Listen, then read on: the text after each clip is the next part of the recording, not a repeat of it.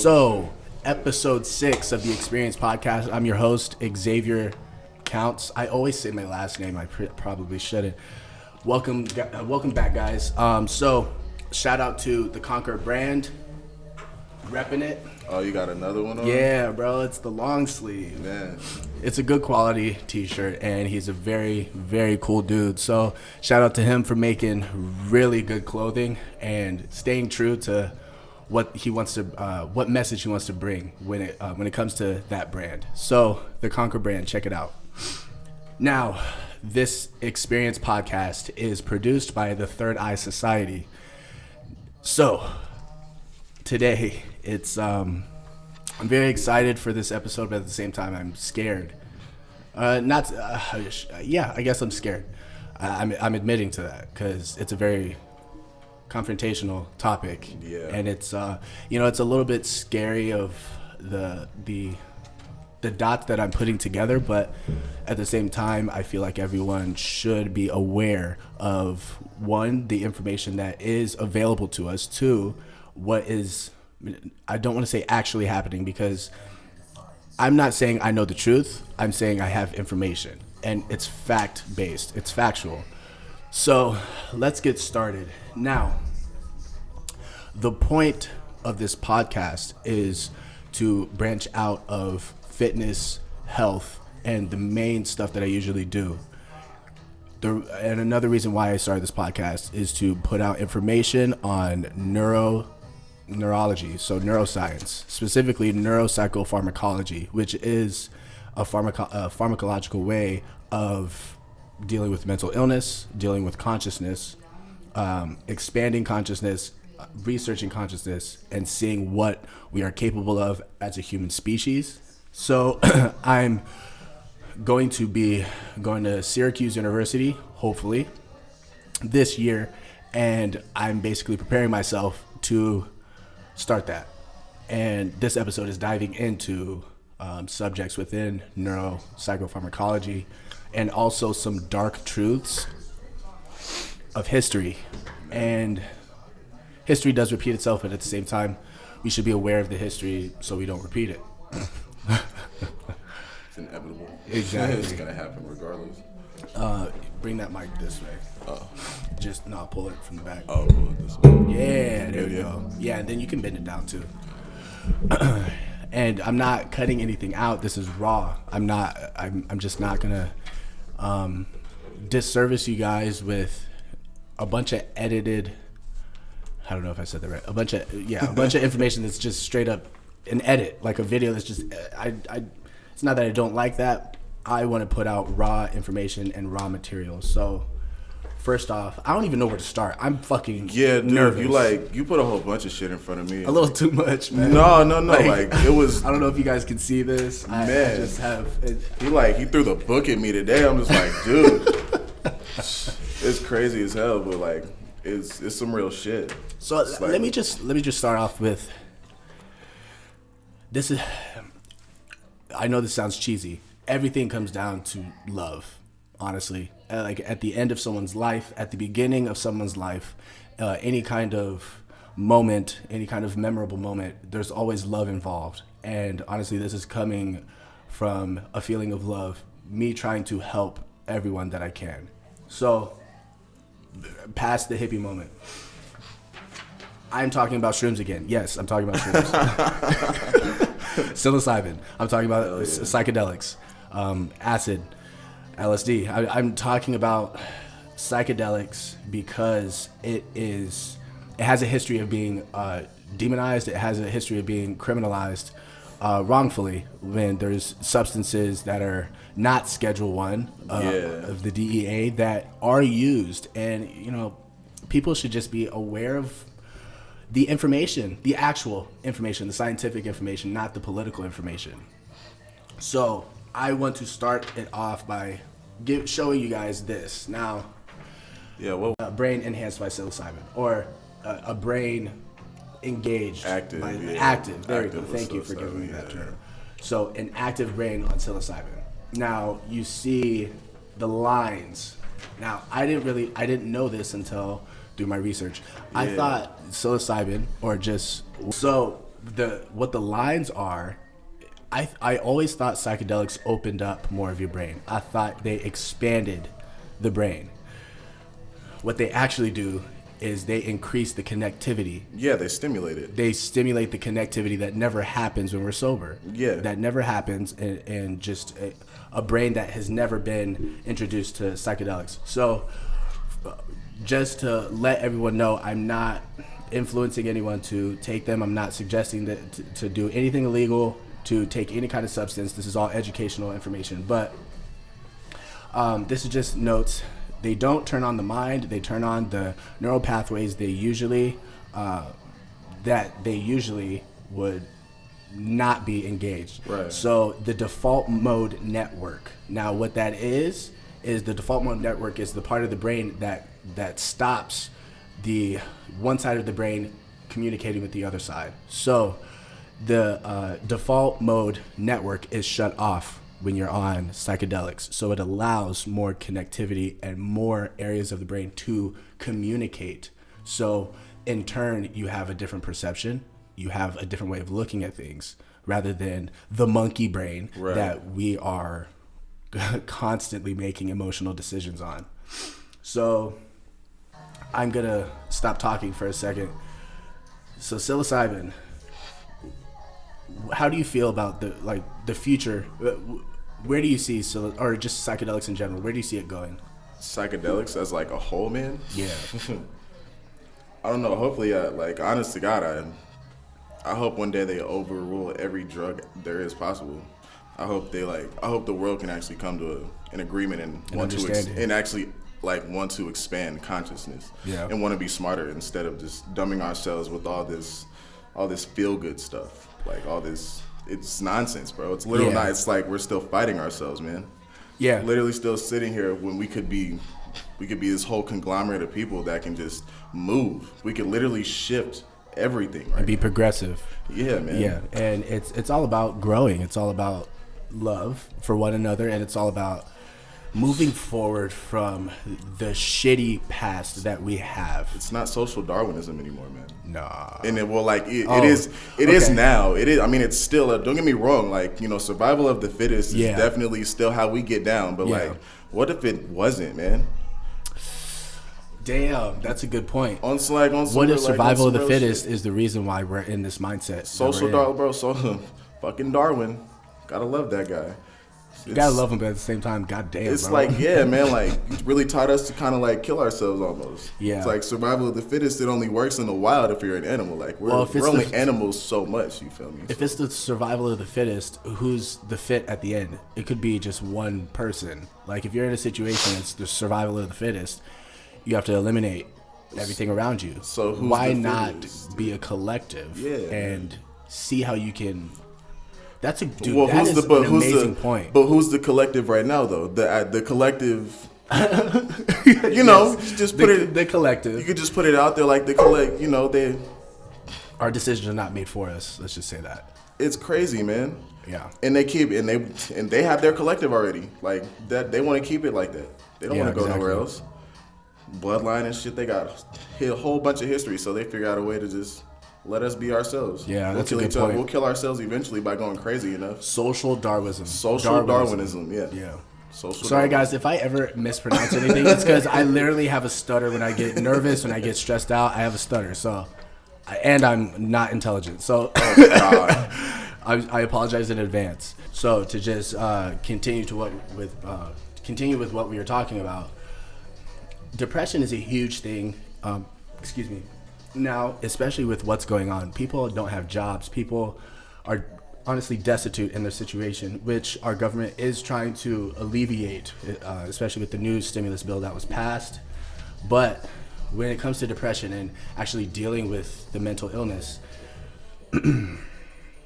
there's a lot of factors that are not considered, and depression is. Well, let me just read the statistics because I can say how I feel all day. I'm literally gonna, in this episode, just give you guys information to just listen to and take in, absorb it, retain it, mull it around, and think. So, 350 million people have depression. This is yearly, or that's yearly. I'll get to the annual, but yeah. I mean the statistics are taken yearly, so right. On an average, I guess that I don't know specifically how they take it, but on an average, 350 million people have depression, and now this is the jaw clincher. Depression is costly. The annual cost of depression is $200 billion annually, so that is per year, $200 billion. And that's like pills and that's all the stuff that goes into depression. So the research that goes into how to fix it, the depression clinics, right. Not laboratories, therapists, doctors, psychiatrists, therapists, right, the time, yeah. So all of this, which people should have jobs, being therapists and psychiatrists, but what should their job be? Their job should be trying to fix the problem, right? Not prolong it. Yeah, making people patient. Yeah, patience. That whole patience work. Going back to that. Yeah, man. So when it comes to depression, there has been a lot of potential in therapeutic effects of psilocybin, specifically psilocybin. I don't want to generalize psychopharmacology with psychedelics. I want to specifically talk about psilocybin because of the scientific studies, and these are recent studies. This latest one is 2017. Now, I'm just going to read off of the article real quick. For mood and anxiety disorders, 3 controlled trials have suggested that psilocybin may decrease symptoms of depression and anxiety in the context of cancer-related psychiatric distress for at least 6 months following a single acute administration. So, 1 dose of psilocybin. What's that like like one mushroom? They capsulize it. So like that small? Yeah. Really? Yes. Yes. Shit got to be a powerful shroom, dog. It's like, true shrooms. It's like yeah. So damn. 1 dose. And these trials are regulated. These trials are observed, and you know, science. It's scientists, it's specialists that know the effects of these substances, that know what it's doing. They know the potential of it, and they're trying to find what it can do to the actual brain. So that just the effects of that. Now I'm going to get into the statistics of what it actually does. Now, and this is in cancer research and depression. Now, specifically, this is depression. 67% of people that have taken psilocybin are in remission, depression-free after 1 week. 42% still in remission after 3 months. So when you look at this, and the other one is all show improvement in 3 weeks. Now these are the statistics of depression. Now the cancer related, I know, right? No, like that is just from taking a shroom. So like you go and try to like talk to a therapist about this for like how many months or whatever. Yeah. You can't even figure it out, and then they put you on all these meds and shit. Yeah, like, but the SSRIs. Now, thank you for bringing that up, because the SSRIs. Now we're talking about people who, we're talking about people who, they try and treat it. They go to psychiatrists, they go to therapists, they go to the doctor.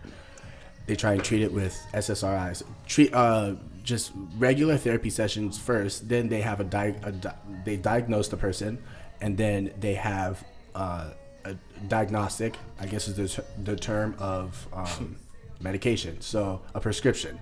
Now, 15% of patients commit suicide that have depression. 15% of patients 15% of patients don't respond to antidepressants. So, 50, not 15, 50. Hold on, 50 don't respond 50.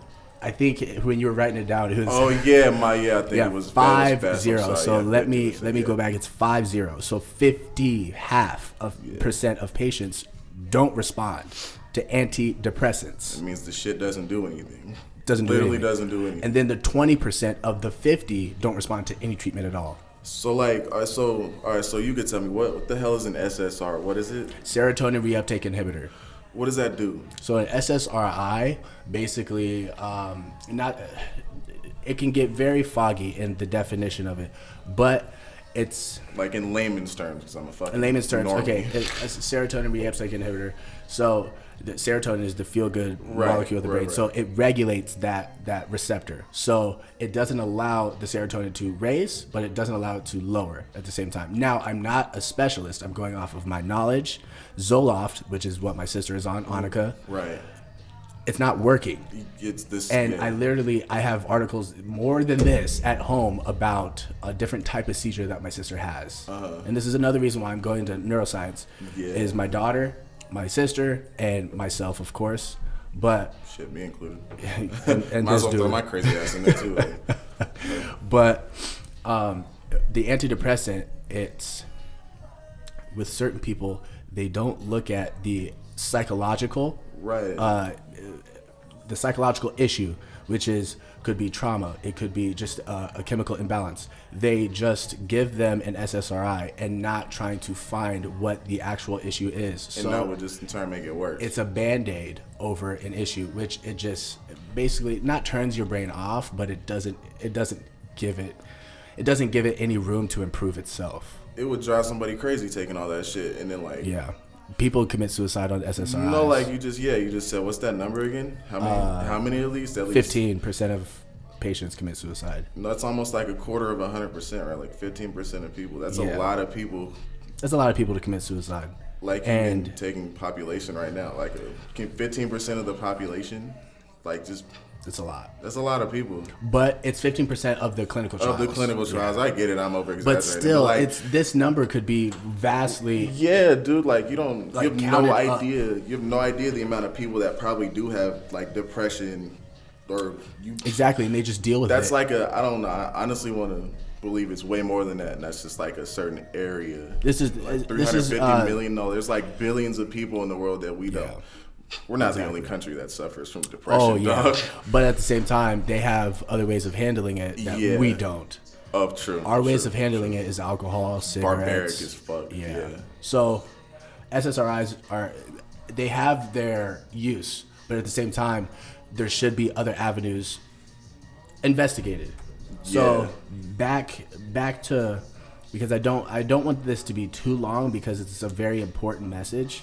And I want you guys to take from it the important stuff.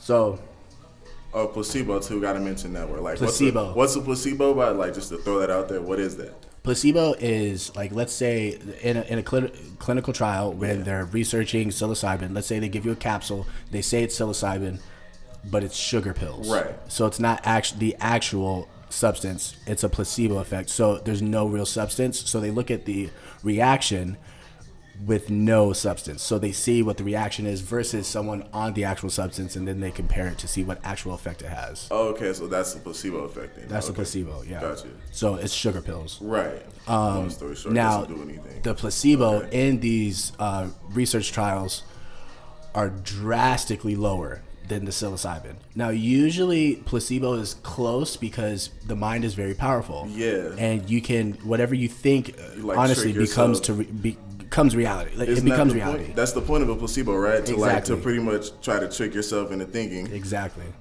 Yeah. You can like talk yourself into a dark ass brick wall. Like, it was red, all right. Shit's blue as fuck. Like, yeah, exactly. Okay. So with the psilocybin, it is drastically different, and it's not comparable. And this is going back to the areas of the brain that are literally connecting that don't connect when we're not on the substance. And placebo. Straight up like placebo. This is literally what they use. This is literally the picture they use. They say placebo and psilocybin. You just don't see placebo because it's cut out. But the bigger picture, it says placebo and then psilocybin. So brain, right, psilocybin, and then placebo. It drives me crazy because you would think you want the information is so apparent. Yeah. But there's ignorance. Now the ignorance we'll get into later. So it is not a substance, specifically psilocybin. I'll talk about psychedelics later. It's not a substance that is anything like euphoric. It's not a stimulant. It's not an opioid. It is an introspective, self-reflecting, neuro-generating So it does not degenerate neurons. It creates more. It heals the brain. So that's why the pathology of addiction. Yeah. So that, because addiction is learning. It's learning the habit of keep on doing it. Right. Stimulating. It allows you to unlearn the pathology of addiction. So you remember I said, like, what I said earlier, like you can move, like we can move too fast, you know, like we're moving hella quick, almost like electricity, right? Like electricity moves like way too fast sometimes. Yeah. Kind of like ADHD or something, like, you know, like people really compulsive or something. They can't really control what's happening. Yeah. Like, so psilocybin, that would allow you to, like, it's like a wave almost, like you can ride a wave. Exactly. Like pretty much cruise. Yeah. So he brought this up to me earlier. Psilocybin is a wave because you're cruising. You're going through the emotions, you're going through the awareness, and it allows yourself to take a look from the outside. And this is every single experience is explained in this way. Go ahead and bring out your phone, and those 2 paragraphs, I want you to read this. Yeah. Because this is very important. This is a cancer patient that was at a very, very close point of passing away. And on one experience of psilocybin, he gave what his experience was. So I'm gonna allow you to read that in a second. Now I'm gonna have Aaron read what this patient that was being researched. The scientists that gave him the psilocybin were researching psilocybin and the recovery of cancer, not the cure of cancer, but just the recovery, the depression part of it. So the neuropsychopharmacology of the effects of cancer. So when someone is on chemo or any kind of what is it? Treatment of cancer or near-death experience, or them, being close to it. Like near death, not near death. It is a near death experience. Yeah. So they experiment with psilocybin to see if they can reduce basically the end of these people's lives. But a lot of them. But this particular patient did. No, it was another one. I'm sorry, I'm thinking of another case. This guy, I don't think he passed away, but there are people who have passed, but there are people who are still alive, in remission, never gone back to cancer, and still, off of 1 dose of psilocybin, have this profound outlook on life. Oh, yeah. 1 dose. So go ahead and read what he said. Patient 7 says, there simply aren't words to describe the experience, but I can say that the usual negative self-narration that I have had vanished completely. It was replaced by a sense of beautiful chaos, a landscape of unimaginable color and beauty. I began to see that all of my concerns about daily living weren't relevant, that they were results of a negative spiral. I also felt that I was learning without being taught, that intuition was being fed. Fleeting feelings from my past came back, memories too, both of which seemed long forgotten. There's a second one as well. The second one as well? Mm-hmm. Says, although it's early days yet, the results are amazing. I feel more confident and calm than I have in such a long time. My outlook has changed significantly too. I'm more aware that it's pointless to get wrapped up in endless negativity. I also feel as if I've seen a much clearer picture. Another side to this is that I feel like I've had a second chance like a survivor. I can enjoy things the way I used to without cynicism, without the oppression. At its most basic, I feel like I used to before the depression. What the hell? I feel like I used to before the depression? Holy shit. Damn. The fact, the normal self? Whoa, hold on. The fact that that's dope. We have scientific studies where, and that's just one, bro. That's just one. Yeah. Of so many cases of people having such an awareness that is, and he explained it very, very well.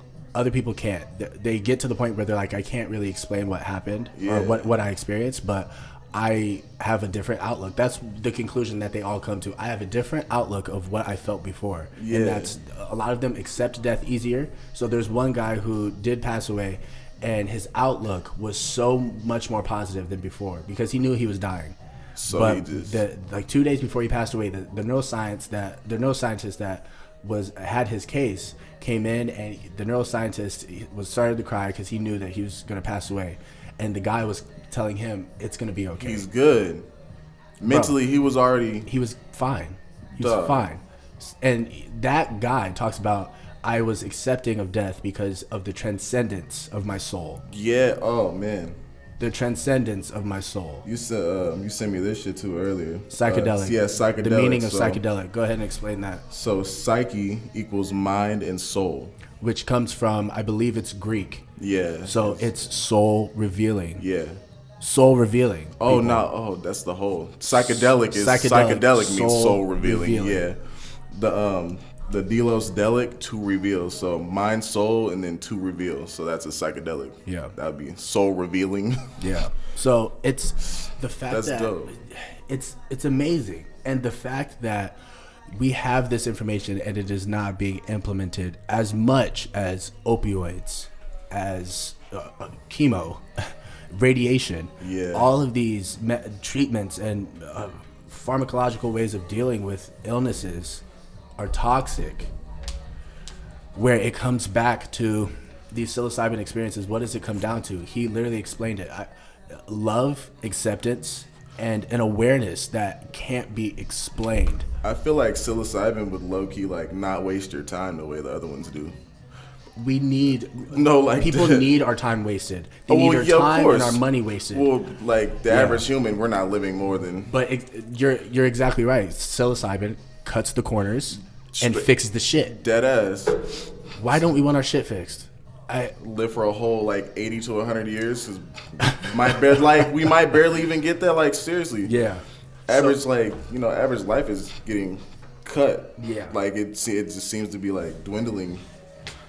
Yeah, and that's a scary thought. The craziest part about it is though. it's like the society that we're driven on. It's like we don't want to be smarter, or we want certain people to be smarter. We're content. That's some bullshit, man. We're fine with where we are. That's scary. That's why we're okay with robots taking over, right? Yeah, ain't that some bullshit? Like, wow. So we're good on this first half. I can talk about this a lot. Yeah, man. But I'm gonna end this first half with the DEA schedule of 1 through 5 drugs. Schedule 1 through 5 of these are illegal substances. 1 through 5. Schedule 1 drugs have high potential for abuse. These drugs have no currently accepted medical use and treatment in the United States. There is a lack of accepted safety for the use of the drug under medical supervision. A huge name that I can't say, but it's THC. Marijuana is still considered a Schedule 1 drug by the DEA, even though in some U.S. states, including California, have legalized marijuana for personal use, recreation, and medical use. Schedule 2, all of these, it's funny, all of these have the same fucking sentence at the beginning. Schedule 2 drugs have high potential for abuse. Schedule 3 drugs have high potential for abuse. Schedule 4 drugs have a So, I'm going to end this first half with Schedule 1 through 5 and drugs having a high potential of abuse. Let's get into that.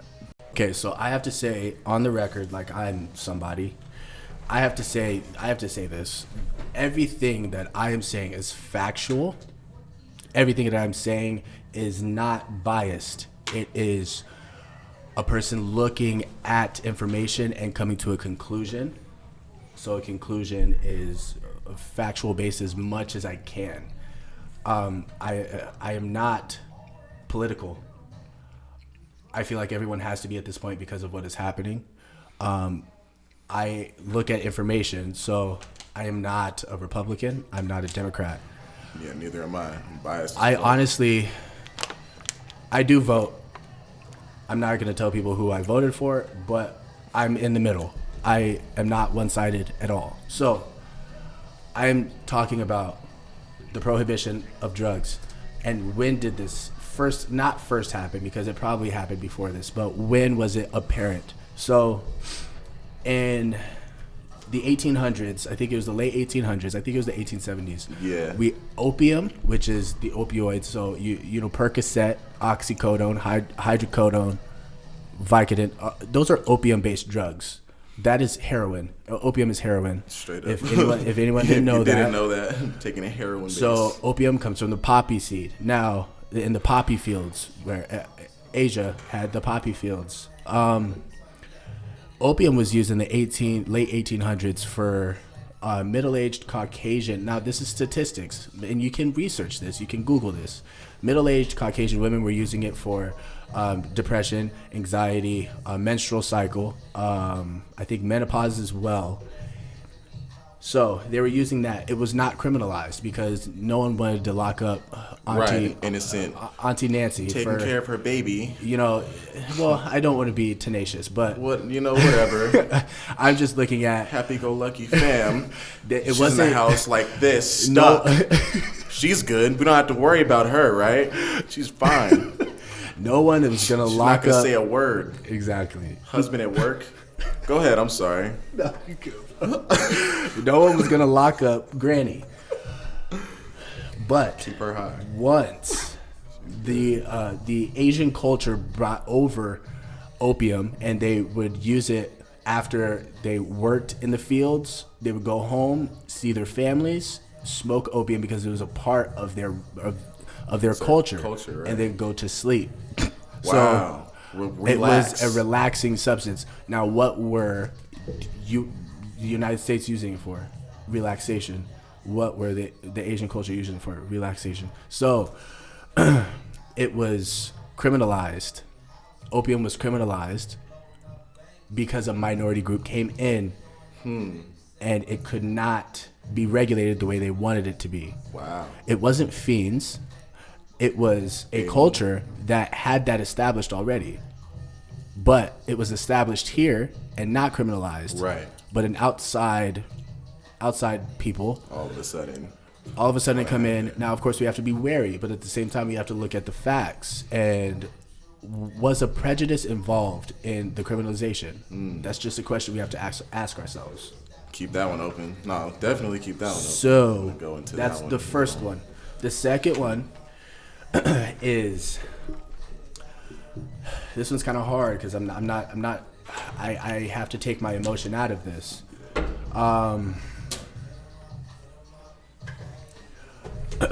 So whiskey, prohibition of alcohol. Everyone knows about that. Alcohol is legal, by the way.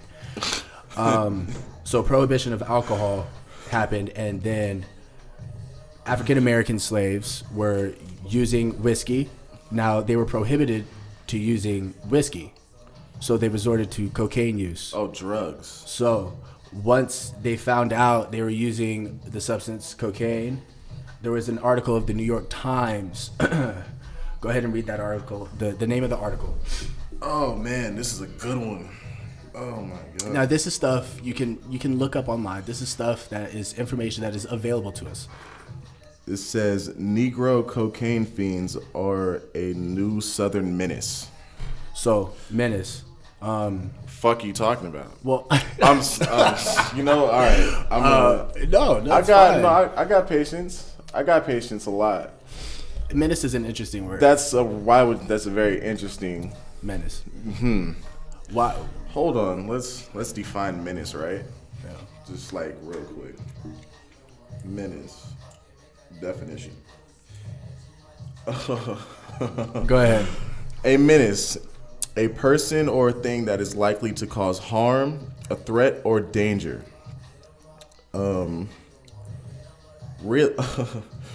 They even put this shit in definitions. Threaten, especially in a malignant or hostile manner, says Africa's elephants are still menaced by poaching. Like, okay. I know that's just like an example of it, but like, dude, what the hell? So now cocaine was criminalized because of the Negroes using it. It was in the United States already. It was criminalized because of the use of it and who was using it. Now, the crack epidemic in, what was that, the 1990s? Yes, the 1990s. 80s, 90s. No, I believe it was Crack epidemic, 80s, 90s. Yeah, like late 80s, early 90s. Yeah. Yeah, so the crack epidemic. Now, if you don't know what crack is, it's free-based cocaine. Yeah. Oh, who made coke, by the way? Oh, okay. But we won't get into that. Oh, okay. But, crack was introduced into certain areas of the United States, and this is information you can research online. Now, inner cities. Yeah. Go ahead and bring that up. When you I don't know, when they brought up the whole inner city thing, so when you think of inner city, like, you don't really want to define that as like a different type of people, but like realistically it is though. So you have suburban. We all think of,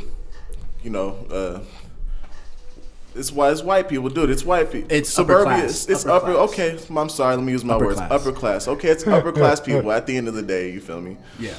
It's upper class. So when you say inner city, it's like more pointed specifically lower income minorities, lower income people. Yeah. We ain't got no damn. They know damn well we ain't got no money. Yeah. So you know exactly who they're talking about. Inner cities, and you just want to flood the cities with all this shit. So yeah, and it's an interesting situation because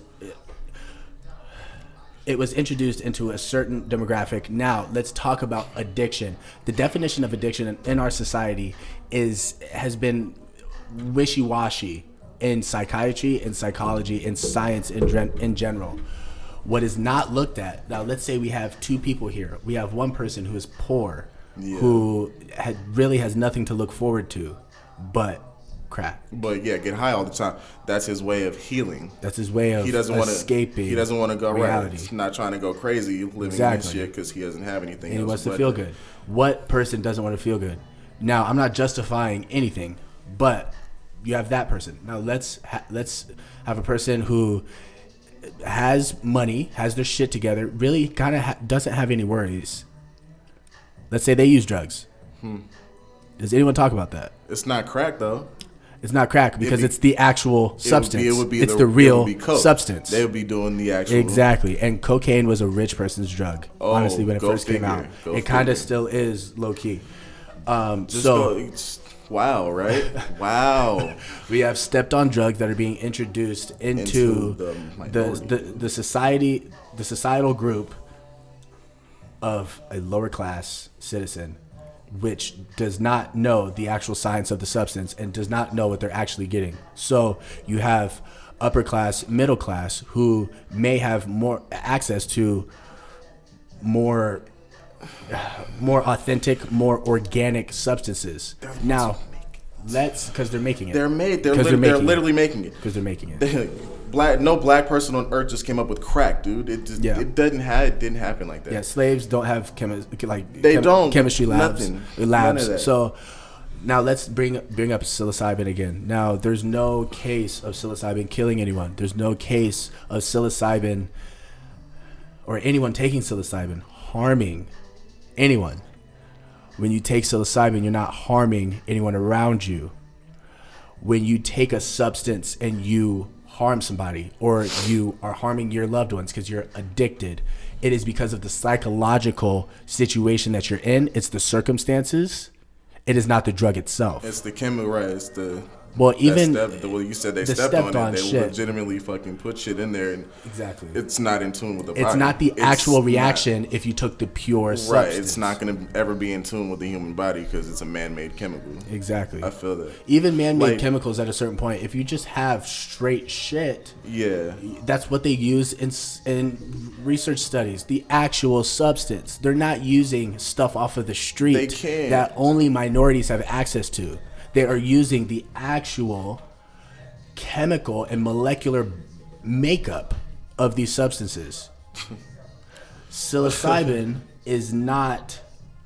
You can't get addicted to psychedelics. You can't. There's no room of it happening. Addiction is an emotional thing. Can they chemically make psilocybin?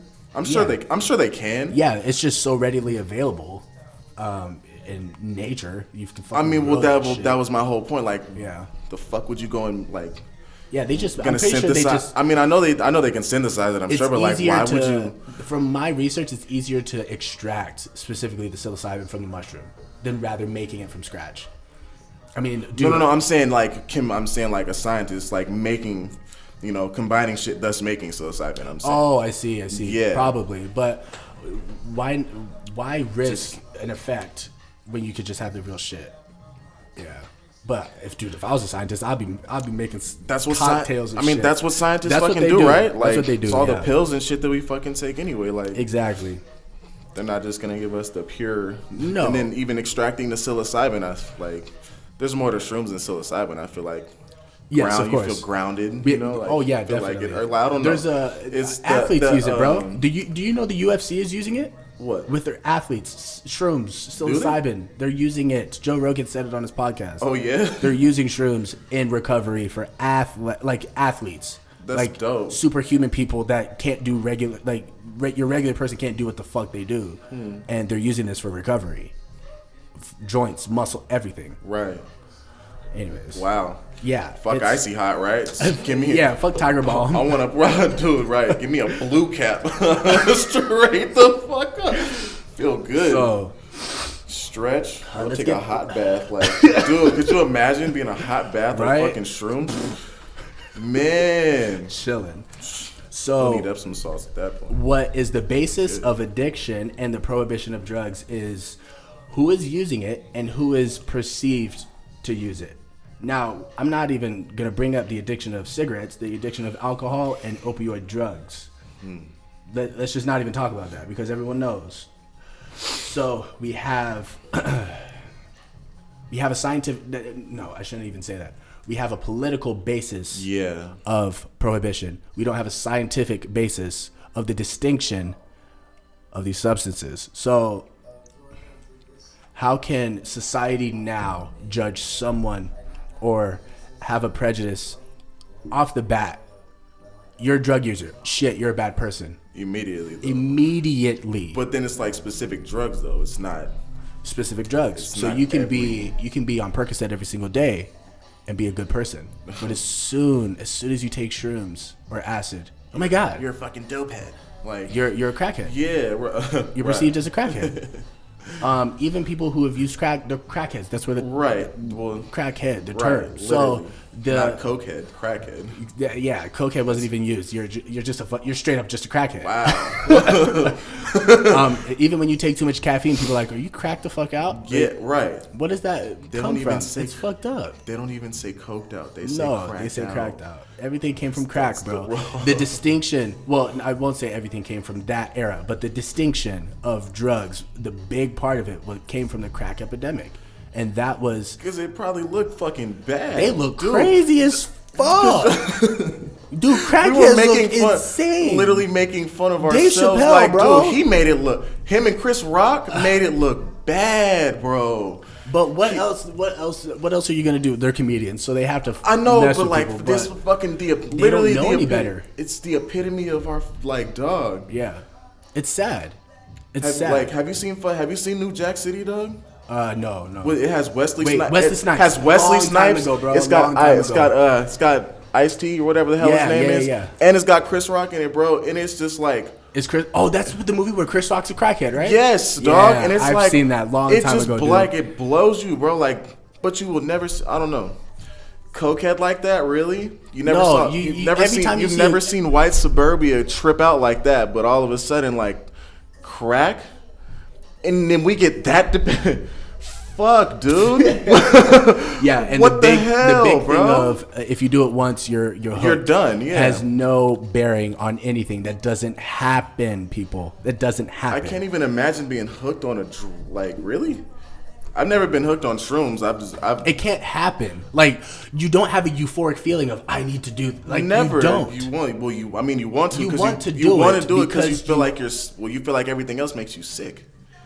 That and you want to expand your mind. It allows you to expand consciousness. It doesn't make you, oh my God, I feel good. No, and then it dips down. This shit heals me more, dude. Holy crap. It literally heals me more than anything else. Is this what my brain is capable of? Is this what my brain is capable of? No other drug does that. No other drugs do that. There's a reason psychedelics are psychedelics, soul revealing, put it together. So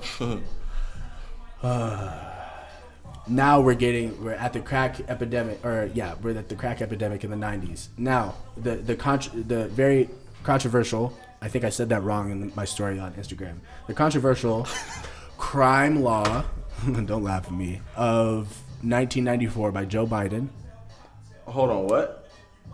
Oh, our president, hold on, he had a stake in this? What year was that? When I was born? 1994, yeah. Oh, wow, I was not even a year old. I was born in 96. Oh, yeah, I was born in 94. He wrote, hold on, how old is this guy? He got dementia for real? So, oh, now, man. A lot of people, it was very arguable in this past election and the debate and everything. A lot of people think it led to mass incarceration of black and brown Americans who are disproportionately likely to be incarcerated. Definitely so, targeted. Now, it was argued by the person who passed the law, it restored American cities. Now, what cities were that? And what part were they? What part of the city was that? Pretty sure it what wasn't. What did it restore? Pretty sure it wasn't inner city. So couldn't restore the inner city. Where was the crack epidemic? Where did it start? It started in the inner city. Wow. I don't know if he was specific on what part of the city it restored, but I don't think it restored shit. I'm pretty sure it restored. Never mind. Yeah, let's be. Yeah, you know. So, following an era of high crime and violence, that's what it's supposed to do. I do, I'm laughing. In an attempt to address a big issue in America, crime, violence for decades, from the 60s when psychedelics were prohibited, from the 1960s to the 1990s and continuing, leading up to the crack cocaine epidemic. So we have, never mind. There was not really any regulation besides opium before this. Before that. Not really. Wow. The 1960s was when the war on consciousness began. It's considered the war on drugs. Let me identify that real quick. Yeah, the war on drugs. Okay. What drugs are scheduled? Let me go back to Schedule 1. What are psychedelics? Schedule 1? Okay. Schedule 1 drugs have high potential for abuse. These drugs have no currently accepted medical use and treatment in the United States. What does psilocybin help people get over? It's like the feds. Cancer. It's like they literally helps just overlooked all this shit. With cancer. Federal government has looked over all this shit. They know us. Psilocybin mushrooms help people get over fucking cancer. And it's a Schedule 1 substance. To the federal government. To our... Okay, I'm taking emotion out of this. Unbelievable. So, the 1994 crime law... Yeah. At the federal level, encourages states to... there was incentives, funded incentives for states to back up the crime law. Oh, right. State by state. Right. So if they were incarcerated, the statistics weren't on a federal level. It was state. So it wasn't a mass incarceration on a federal level. Mm-hmm. Let's talk about states. So they were just going in and... They were just going in and locking everyone up. Yeah. For reasons that had to do with the war on consciousness, the war on drugs. So... It was aimed to fund 100,000 more cops and backed up grant programs that encouraged police officers to carry out more drug-related arrests and escalation on the war of consciousness. So this law was passed in 1994 of course it had good intentions. What scientific backing did it have? And who is our president now? Why does it seem like it was so specifically like... Why was it specific? Why? It was so very specified. Yeah. In how they would... Because let me just say how I feel. Now I'm taking factual out of this. I'm saying my opinion. Opioids. Everyone is taking like hydrocodone. You go to the dentist. Everyone's taking a Percocet at some point. Right. Most people. What does it do?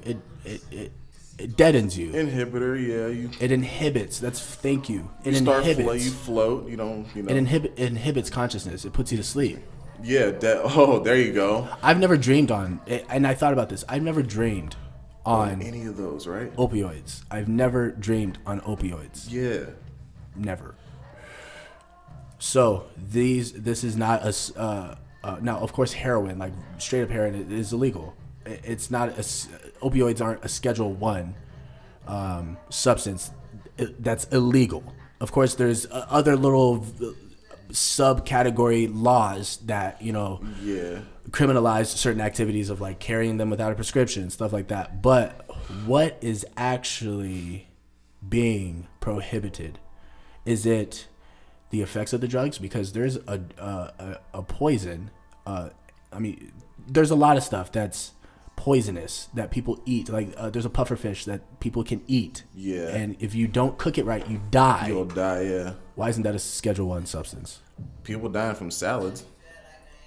Well, E. coli, shit like, yeah. You feel me? Like, but we're talking about actual outside substance. I feel you. The pufferfish I forgot the name of the chemical or the name of the toxin.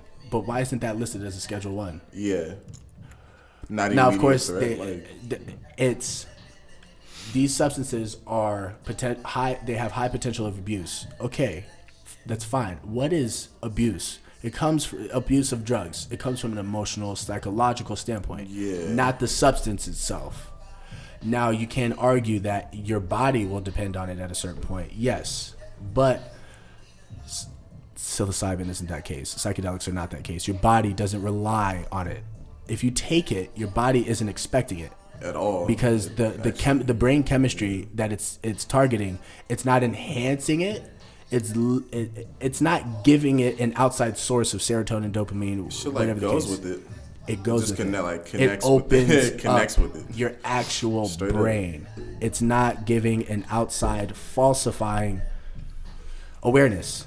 So is it the war on drugs or is it the war on consciousness? Are the bad effects the reason why they're illegal, or is it what they actually do are the reason why they're illegal? Are we being pushed to think a certain way and we have to think that way, and anything that allows us to self-reflect or question is illegal?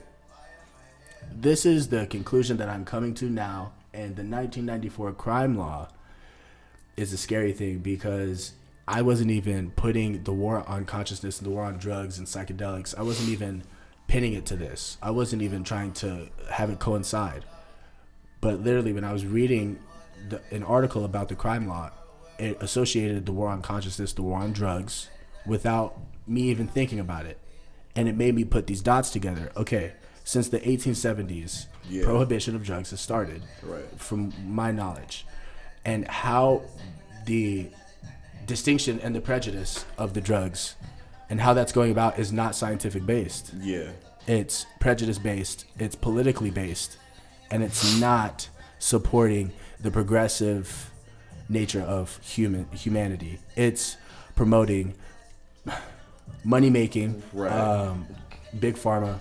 It's promoting people at the high class to stay high class. It's promoting people at lower class to stay lower class. It's putting people in their place. Survival of the fittest, dog. But who is anyone to say what anyone's place is? And why are people judged off of taking a soul revealing substance, but something that inhibits consciousness, that inhibits your mind to open, is not frowned upon? Who made all this shit that we take anyway? Who's the one that makes all? Who's the one that like fucked up scientists? There's the companies that I don't want to name that specifically made like. I'm saying who funds this shit, man? Like, literally, why are like? Yeah, it's a whole right. Like, so as a scientist, you get a grant, or not a grant. You get a funding. I forgot the term that I'm trying to think of, but you get backing from the government to research. Now, it was renewed. So John Hopkins, Yeah. In 1997 or 1990, I forgot, but in the 90s, excuse me, the research of consciousness and psychedelics was renewed by John Hopkins. Yeah. Someone close to me, her mother didn't even talk to me, and doesn't even know that I researched this, but she has been, to fix her issue, has been researching John Hopkins, the psychedelic and consciousness research facility, to help her situation. No shit. Yeah. And this person has the same outlook that society has on psychedelics. Yeah. This is the person who takes Percocet every single day. Right. This is a person who's been relying. Now, she has full ride to do it because of her situation medically. Yeah. But this is a person who's relied on doctors for years, and they have failed her for years. What is she turning to? Consciousness and psychedelic research. How old is she? At She's John like Hopkins. Older. She's older. In her 50s. Wow. Yeah. Wow, really? Well, she's not, but I mean, she doesn't even know what John Hopkins really is. Yeah. She doesn't know it's the psychedelic and consciousness research facility. Yeah. She doesn't. But she's looking for alternatives to medicine, to all this medical treatment that's been failing her for years. Right. Pretty much keeping her alive. Keeping her afloat. Okay, you need to come back. Spend more. Okay, you need to come back. Spin your wheels. Have the insurance pay everything, but they're still getting paid. Oh my God. You think insurance companies are going to cover psilocybin? Eventually. Hopefully. I hope to God they do. No, because it's a one-time it's not a one-time fix. It's not the cure to anything, but it's a lot faster than other ones. Good one. I wouldn't have to come back. That's like fun. Yeah, it's like funding LSD, dog. Exactly. Not ever gonna. I wouldn't have to come back and be like, nigga. And if I did, you'd be the plug. You're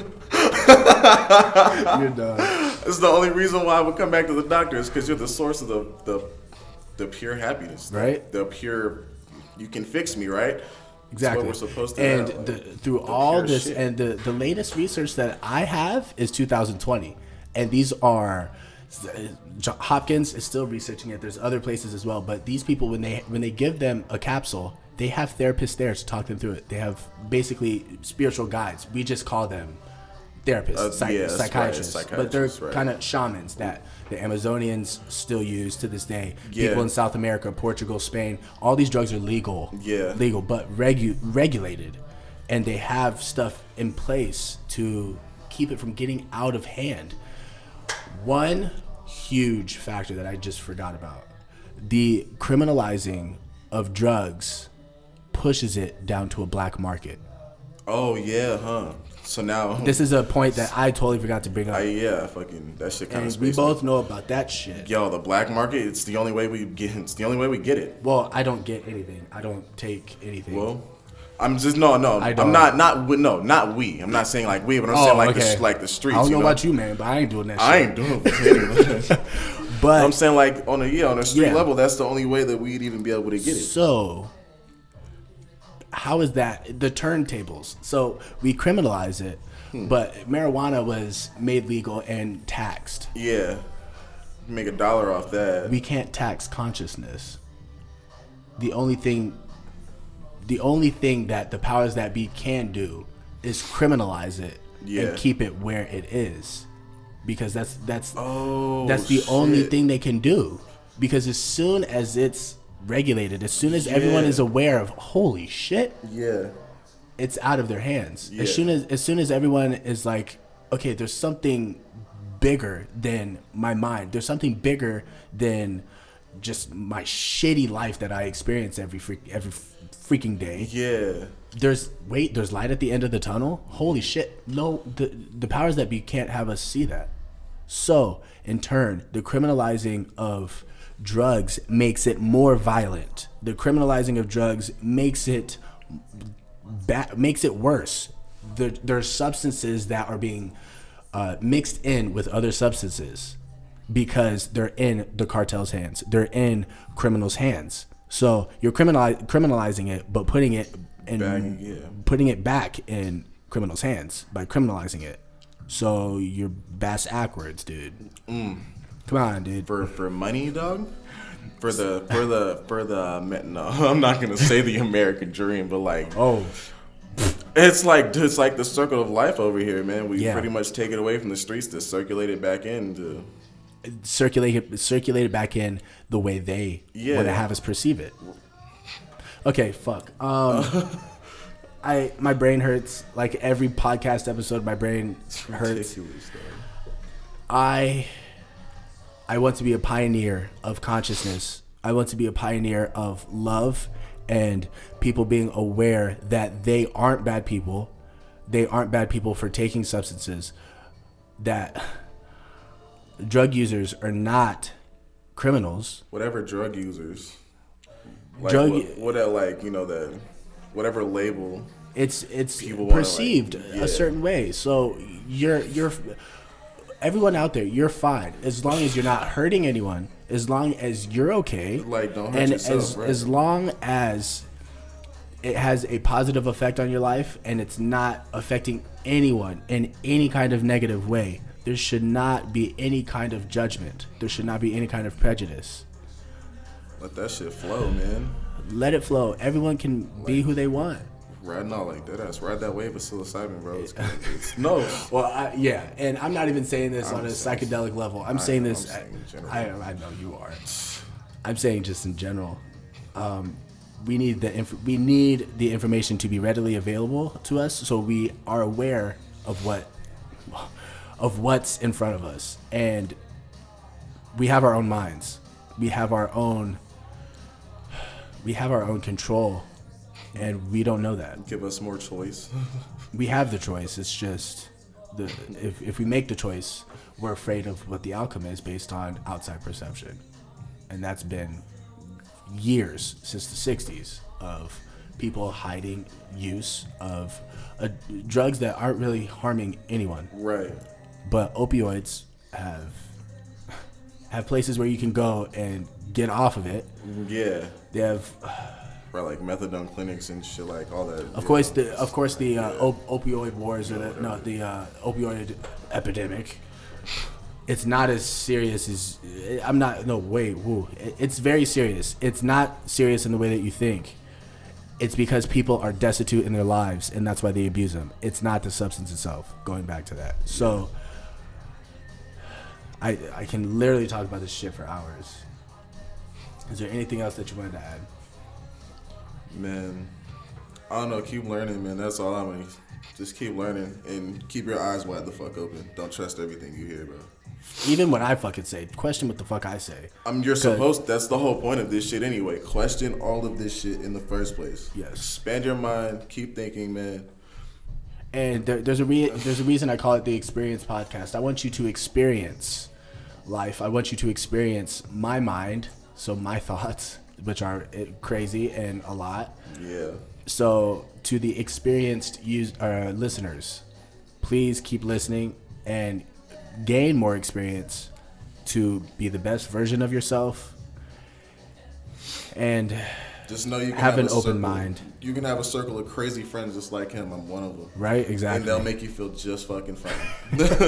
That's a good point. There's nothing wrong with that shit at all, man. You get a whole bunch of crazies together and they all sound fucking similar. Exactly. They just might make some sense. No, like, hey, straight up. And if it does make sense to you, and that's all that matters, it may make man. sense. You just might be right. Yeah. Just might be onto some shit, man. Well, this is the 6th episode of the Experience Podcast, produced by Third Eye Society, the pineal gland. Hell yeah. Thank you guys. Thank you guys for listening. Tune in to the 7th episode. It's coming out soon. I'm cranking these babies out. So I'll see you guys in the next one. Peace out.